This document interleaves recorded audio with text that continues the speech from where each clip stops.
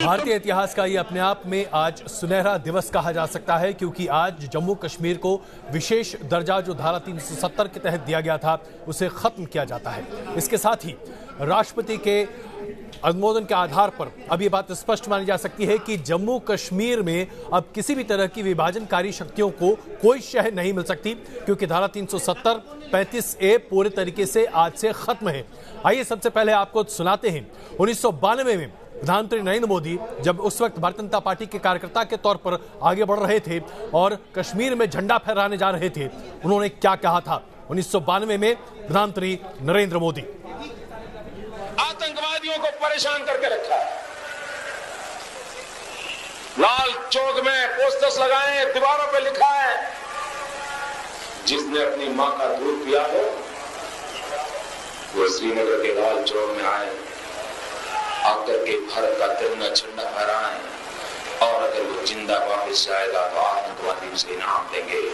आतंकवादी काम खोल करके समझे। 26 जनवरी को परसों, अब चंद घंटे बाकी हैं, लाल चौक में फैसला हो जाएगा किसने अपनी मां का दूध पिया।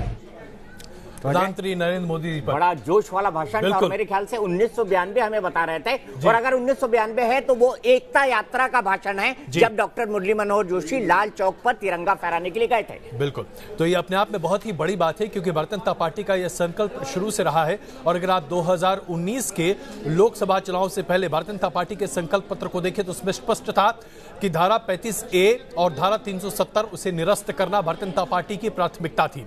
अगर आप देखें तो 3 तलाक के मुद्दे पर जिस तरह से उसे संसद से पारित कराकर भारतीय जनता पार्टी ने अपने संकल्प पत्र के बड़े प्रावधान को सकारात्मक रूप से सामने रखा, वैसे ही धारा 370 और 35A के निरस्तीकरण के साथ आज ये कहा जा सकता है कि भारतीय जनता पार्टी ने अपने संकल्प पत्र के दूसरे बड़े वायदे को पूरा किया है। आइए इस मुद्दे पर चर्चा शुरू करते हैं। कमर आगा साहब हमारे साथ हैं, संजय अग्रवाल जी भी हमारे साथ हैं।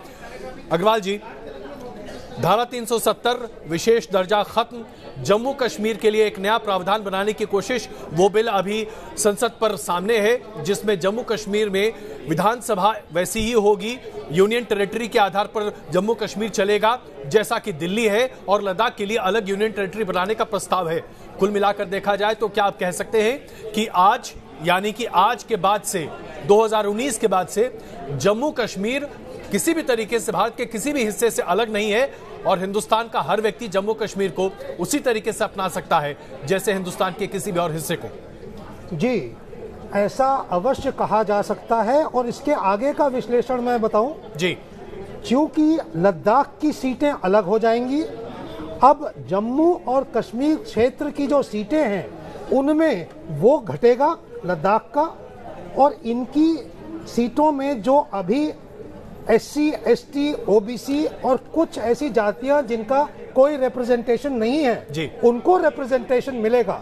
इसका असर यह होगा कि जो पहले वाले जम्मू कश्मीर में कश्मीर घाटी की प्रभुत्वता थी, एक मेजॉरिटी थी, एक डोमिनेशन था, वो मुझे लगता है मोटे रूप से समाप्त होगा। इसी में दूसरी बात देखें, कश्मीर के अंदर, कश्मीर घाटी के अंदर की राजनीतिक दलों में विभाजन है, किंतु जम्मू के क्षेत्र को आप देखें तो उसमें यह विभाजन कम है।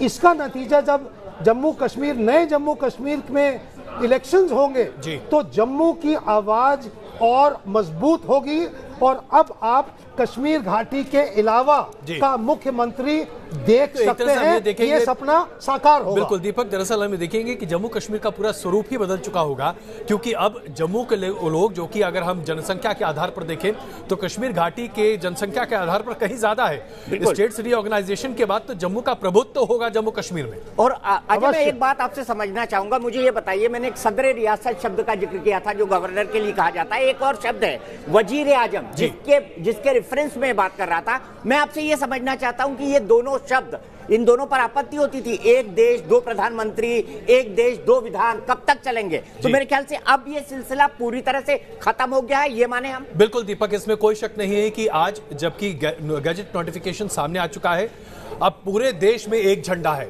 जम्मू कश्मीर का अपना अलग झंडा नहीं होगा। 1954 में जब उस वक्त जम्मू कश्मीर की कॉन्स्टिट्यूएंट असेंबली ने यह प्रावधान सामने रखा था कि जम्मू कश्मीर के कॉन्स्टिट्यूएंट असेंबली खुद अपने आप में स्वयंभू है, वो सदर रियासत और उसके साथ साथ प्राइम मिनिस्टर के ओहदे को भी मुकर्रर करती है। जो चीफ मिनिस्टर होगा उसको प्राइम मिनिस्टर का दर्जा दिया जाता था और उसके साथ साथ गवर्नर को सदर रियासत, यानी कि एक अलग प्रावधान पूरा होता दिखाई दे रहा था। यानी कि देश के भीतर एक और देश बनाने पर उस वक्त तैयार हो गया था भारत, लेकिन अब उसे पूरे तरीके से निरस्त किया जा चुका है। अब ऐसा कुछ नहीं हो सकता। हालांकि उन शब्दों का इस्तेमाल आज भी होता आ रहा है, लेकिन पिछले 10 साल से हमने देखा कि ना तो सदर रियासत को उस तरीके से अब रखा जाता है और ना ही जम्मू कश्मीर के उस प्रोविजन को जो कि कांग्रेस की सरकार ने डाइल्यूट किया था आज से 17 साल पहले, जिसके आधार पर सदर रियासत और प्राइम मिनिस्टर के ओहदे को एक तरह से खत्म कर दिया गया था। तो अब चीफ मिनिस्टर ही है, उसे आप प्राइम मिनिस्टर का ओहदा नहीं देखते और गवर्नर को सदर रियासत नहीं देते। लेकिन मौजूदा जो प्रावधान बनाया गया, जो मौजूदा आदेश माफ कीजिएगा राष्ट्रपति के द्वारा पारित किया गया है, उसमें गवर्नर को सदर रियासत बनाया गया है और यह अपने आप में बताता है कि अब जम्मू कश्मीर में गवर्नर के जरिए केंद्र सरकार अपनी पूरी कार्य प्रणाली को आगे बढ़ा सकती है। ठीक वैसे ही जैसे दिल्ली में लेफ्टिनेंट गवर्नर जो कि गवर्नर का काम करते हैं, दिल्ली में विधानसभा होने के बावजूद लेफ्टिनेंट गवर्नर का पूरा अधिकार है कि वो सभी फाइलों पर देखें, हस्तक्षेप करें, टिप्पणी करें। विधानसभा के लिमिटेड अधिकार होंगे और वैसे ही प्रावधान अब जम्मू कश्मीर के होंगे, यानी जम्मू कश्मीर विधानसभा के लिमिटेड अधिकार होंगे और उसके साथ साथ जो गवर्नर हैं उनको हर मामले में हस्तक्षेप करने का पूरा अधिकार दिया जाएगा। सीधे चलते हैं राहुल देव जी के पास। वरिष्ठ पत्रकार राहुल देव जी हमारे साथ जुड़ गए, उसके बाद कमर आगा जी के पास जाएंगे। राहुल देव जी, मैं सबसे पहले समझना चाहता हूं, क्या आज सही मायनों में भारतीय जनता पार्टी ने श्यामा प्रसाद मुखर्जी को असली श्रद्धांजलि दी है? क्योंकि इस लड़ाई को सबसे पहले अगर कोई आगे लेकर गए थे तो श्यामा प्रसाद मुखर्जी थे और बीजेपी ये नारा लगाती थी जहां हुए बलिदान मुखर्जी वो कश्मीर हमारा है। तो आप मानेंगे आज श्यामा प्रसाद मुखर्जी को असली श्रद्धांजलि दी गई है और उनके सपनों को एक तरह से मोदी और शाह की जोड़ी ने मूर्त रूप दे दिया है? आप केवल इस संदर्भ में पूछेंगे, सीमित संदर्भ में कि श्यामा प्रसाद मुखर्जी के स्वप्न को पूरा किया, तो निश्चित ही इस जोड़ी ने, इस सरकार ने उस स्वप्न को पूरा किया है जो बीजेपी का और उससे पहले भारतीय जनसंघ का एक प्रमुख आधार रहा है, वैचारिक आधार रहा है, कांग्रेस से अलग होने का और एक अलग राजनीतिक अपनी धारा बनाने का और आगे उसको चलाने का। तो वो ऐतिहासिक, लेकिन ये अकेला संदर्भ नहीं है जिसमें हमें ये देखा जाना चाहिए।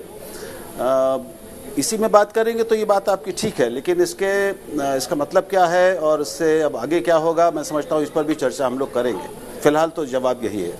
राहुल जी, मैं आपसे ये समझना चाहता हूं कि धारा 370 को हटाने के लिए एक प्रेसिडेंशियल ऑर्डर के आधार पर इसे किया जा सकता था और इसको लेकर हमेशा चर्चाएं होती थीं, लेकिन आज तक किसी भी सरकार ने 1954 से लेकर अब तक की मौजूदा सरकार की बात छोड़ दें तो किसी भी सरकार ने इस रास्ते का इस्तेमाल नहीं किया। ऐसी क्या वजह थी कि आज तक किसी भी सरकार ने जो ना किया वो मोदी सरकार कर पाई? इसको कई दृष्टियों से देखना होगा और अभी मैं तो कम से कम इस प्रक्रिया में ही हूं कि इसके हर अंग को, हर कोण को समझूं और उस पर विचार करूं। बहुत सारी जानकारी अभी हमारे सामने आई नहीं है, तो जो अभी तक सीमित जानकारी है और जो सीमित समझ पाया हूं मैं, उसके आधार पे पहली बात तो ये कि हमारे भारतीय संघ की शुरुआत, भारतीय गणतंत्र की शुरुआत जिन कुछ बुनियादी चीज़ों के साथ हुई उसमें धारा 370 और जम्मू कश्मीर का एक विशेष स्टेटस, विशेष स्थिति, वो उसका एक हिस्सा रहा है। वो शुरू से हमारे संविधान का एक हिस्सा रहा है और उसका संबंध न सिर्फ जम्मू कश्मीर में रहने वाले लोगों और केवल जम्मू कश्मीर के प्रदेश से रहा है। हम सब जानते हैं कि जम्मू कश्मीर का मतलब कई है, उसका एक मतलब नहीं है जी। उसका एक महत्व नहीं है, वो उसकी ऐतिहासिक पृष्ठभूमि है, वो उसमें हम अभी जाएंगे तो शायद बहुत लंबा विषय हो जाएगा जी। लेकिन अब तक एक सर्वानुमति रही है इस देश में कि जब तक या तो पूरा देश इस पर सहमत हो जाए और जो संवैधानिक प्रावधान किए गए हैं उसको हटाने के 370 को, वो संवैधानिक प्रक्रिया भी, इस पर भी काफी चर्चा हुई है जी।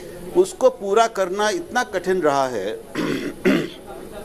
कि वो किसी ने किया नहीं। दूसरी बात, एक जो जिस राजनीतिक सर्वानुमति की बात रही है वो ये रही है कि इस जम्मू कश्मीर के प्रश्न से एक तरफ पाकिस्तान, दूसरी तरफ भारत में रहने वाले मुसलमान और भारत में रहने वाले गैर मुसलमान, जिनमें मुख्यतः हिंदू हैं, वो शामिल हैं और वो एक जटिल संबंध है, आज तक जटिल बना हुआ है पिछले 100 साल से, या कह लें कि पिछले 70 साल से जी। तो उस एक जटिल किंतु एक बने हुए संतुलन को न छेड़ा जाए और उसके भीतर ही समाधान तलाश किए जाएं, ऐसी हर सरकार की कोशिश रही है, जिसमें अटल जी की सरकार भी शामिल रही है। बिल्कुल।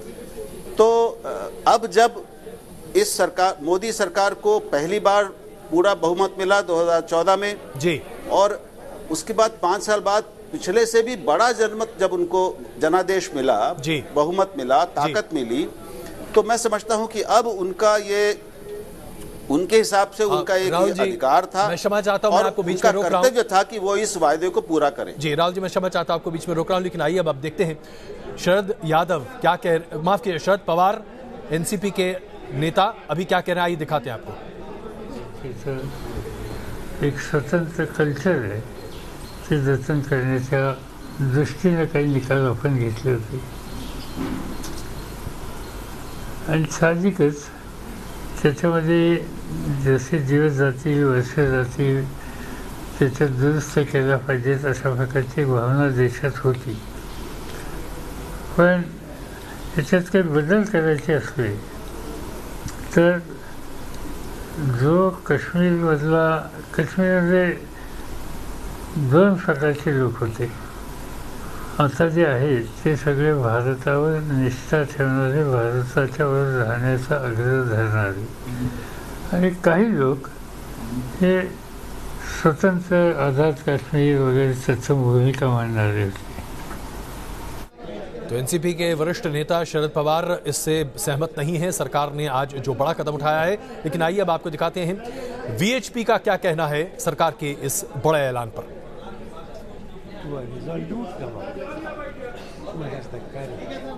Determination to do what is right. The Article 370 and 35A.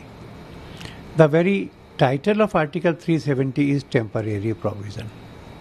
And therefore, the persons who are opposing this are opposing the intention of the Constitution as provided in the title of 370. The Vishwa Hindu Parishad is very happy and satisfied that the government has taken this step, and we shall stand by the government. The people of this country will stand by this government in all its endeavors. बयान सामने आया। कमर आगा साहब, अगर हम इस अभी तक के घटनाक्रम को देखें तो क्या इसकी उम्मीदें बन रही थी? क्योंकि अगर हम पिछले 1 हफ्ते से जम्मू कश्मीर में जो तनावपूर्ण स्थिति बन रही थी, जो सुरक्षा बल वहां पर तैनात किए जा रहे थे, इसके साथ साथ एहतियात जो बरते जा रहे हैं, उसे देखते हुए लग तो रहा था कि शायद 35A के बारे में कुछ चर्चा हो सकती है, लेकिन सीधे धारा 370 खत्म कर देगी सरकार। क्या इसके बारे में वाकई में लोग बहुत भरोसे के साथ बात कर रहे थे? नहीं, बिल्कुल आपने सही कहा। जो भी डिस्कशन या डिबेट हो रहा था यहाँ चर्चा में, वो यही था 35A शायद हट जाएगा, डेमोग्राफिक शिफ्ट कर दिया जाएगा, लेकिन 370 की तरफ लोगों का ज़्यादा ध्यान नहीं था।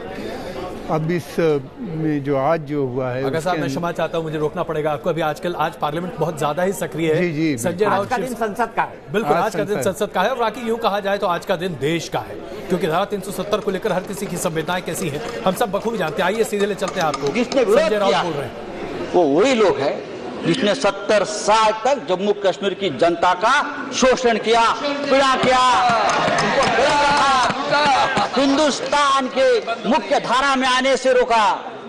हमेशा उनको सिखाया कि हिंदुस्तान हमारा दुश्मन है। नहीं, जब भी हम कश्मीरी पंडित हो, हमारे वहां के मुस्लिम भाई हो, सब चाहते थे कि ये धारा हटे, हम हिंदुस्तान के अंग बने, हम हिंदुस्तान के मुख्य धारा में शामिल हो, लेकिन ये होने नहीं दिया।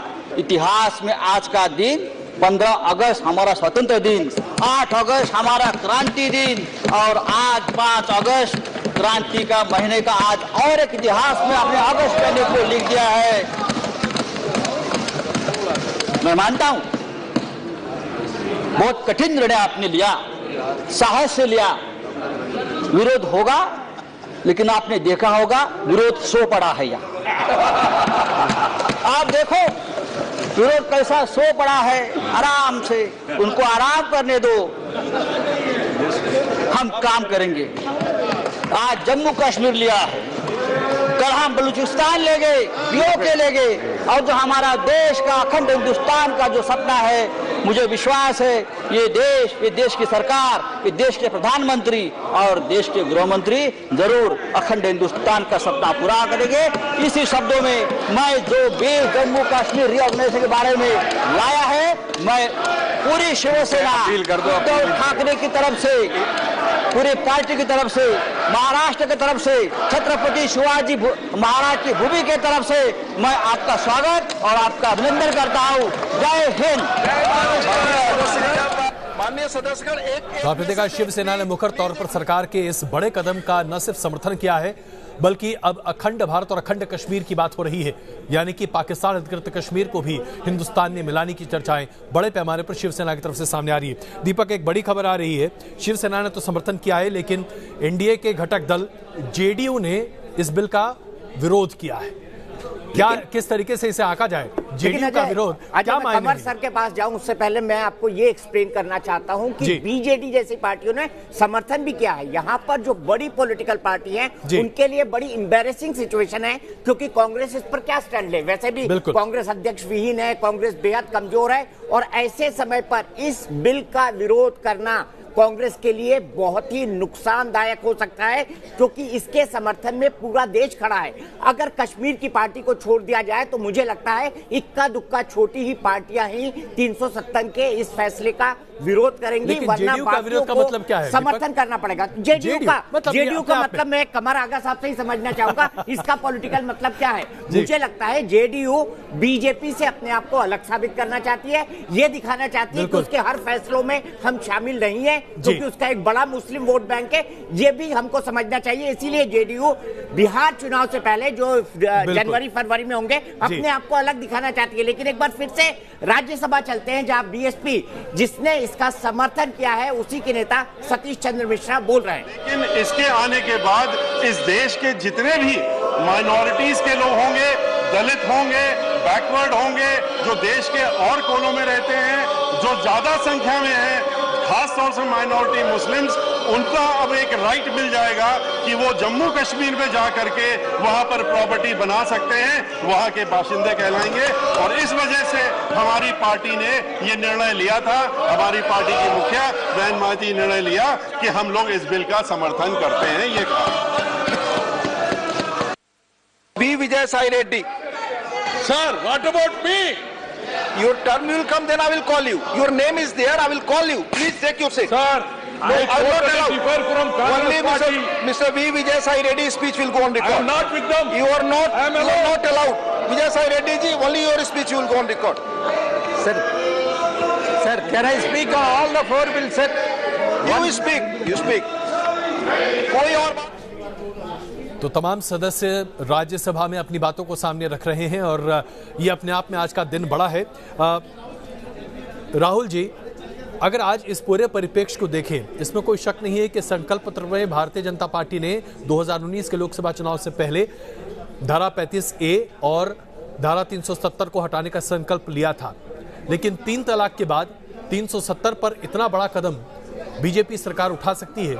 क्या वाकई में इसके बारे में विपक्ष सोच पा रहा था, या दरअसल विपक्ष को जो संकेत मिल रहे थे उसके बावजूद विपक्ष कुछ भी ना कर पाया और एक तरह से इसे मास्टर स्ट्रोक कह दिया जाए?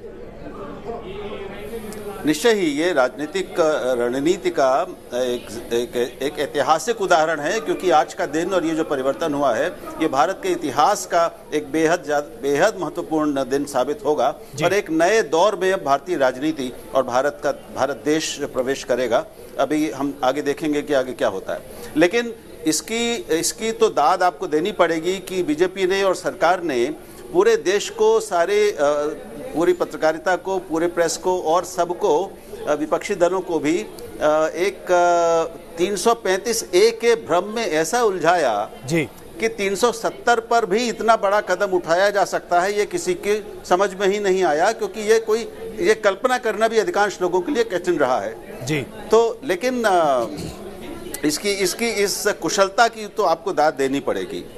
और अब सारी पार्टियों को एक नए सिरे से अपने आप को, अपनी स्थिति को समझना पड़ेगा, अपने भविष्य को समझना पड़ेगा, इस देश की आम जनता की प्रतिक्रिया क्या होती है, कैसी होती है, उस हिसाब से अपनी रणनीतियां और अपना स्टैंड इस विषय पर तय करना पड़ेगा।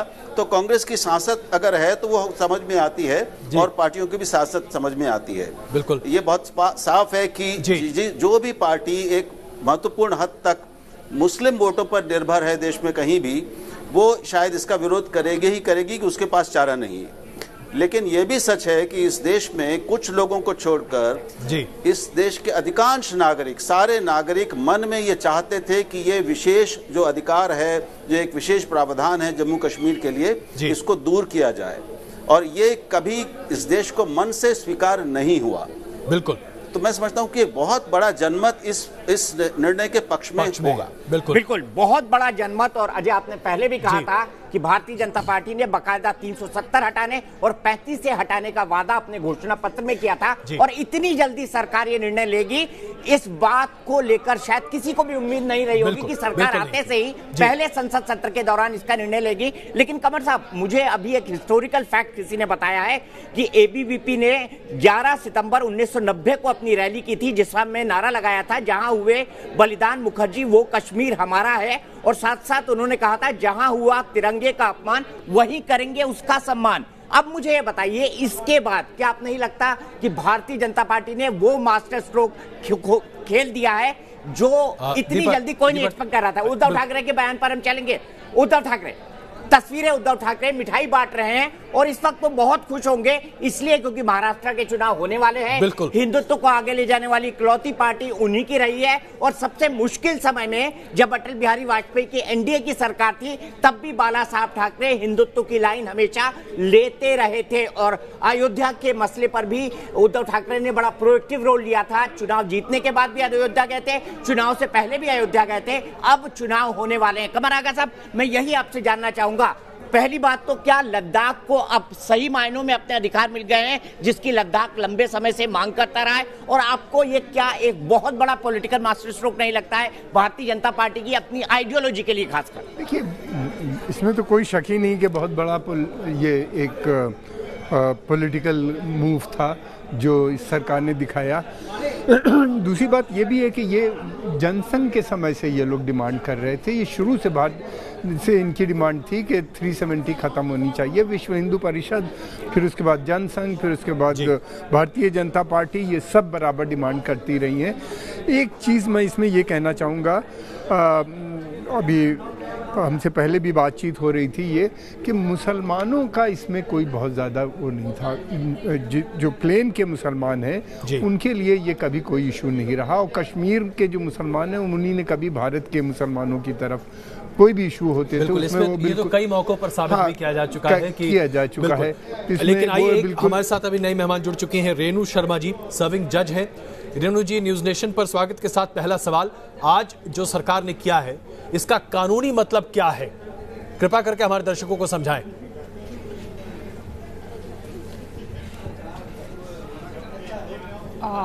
सबसे बड़ी बात तो है कि भारत एक है, जैसे हम कहते थे कश्मीर से कन्याकुमारी तक जी, लेकिन एक छोटी सी बात हो जाती थी कि कश्मीर, जब हम लोग सरहद पे JNK के बाउंड्री पे पहुंचते थे तो कानून उनका अपना था, उनकी अपनी कॉन्स्टिट्यूशन।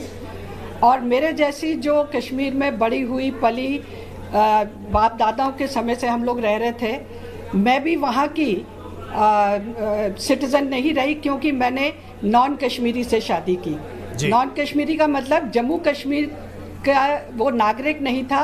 अगर मैंने उससे शादी की तो मेरी सिटीजनशिप भी, मेरे अधिकार जो थे एक नागरिक के, वो उससे वंचित हो गई। सबसे बड़ी बात होगी कि अब हमारे जैसे मेरे बच्चे, उनके बच्चे, वो भी जम्मू कश्मीर में अपने नाना की प्रॉपर्टी के अधिकार पाने के हकदार होंगे। जी। आज तक इतने 70 साल में उससे पहले भी क्या जो वहाँ के महाराज हैं उनकी अपनी बेटी को वहाँ पर प्रॉपर्टी खरीदने का अधिकार नहीं, उनकी अपनी बेटी के बच्चों को अपने नाना की प्रॉपर्टी पे कोई अधिकार नहीं। तो ये कानून था, अब वो ख़त्म हो गया। नौकरियों में भी हम लोगों को, जो कि हम नागरिक नहीं थे तो इसलिए हमको वो राइट्स नहीं थे जी। उससे अब हम ये खुल जाएगा रास्ता हम लोगों के लिए। और अमूमन वहाँ के लोग अपने आप को एक सेपरेट आइडेंटिटी समझते थे, बिल्कुल। और वो नेशनलिज्म की स्पिरिट जो थी जी, वो दिन बे दिन खत्म हो रही थी। वो इस के हटने से अब वो आ जाएगी। और एक इतनी बड़ी बात हो गई है जैसे कि एक आज़ाद, फिर से हम आज़ाद हो गए। रेणु जी, आपकी खुशी वाकई में झलक रही है।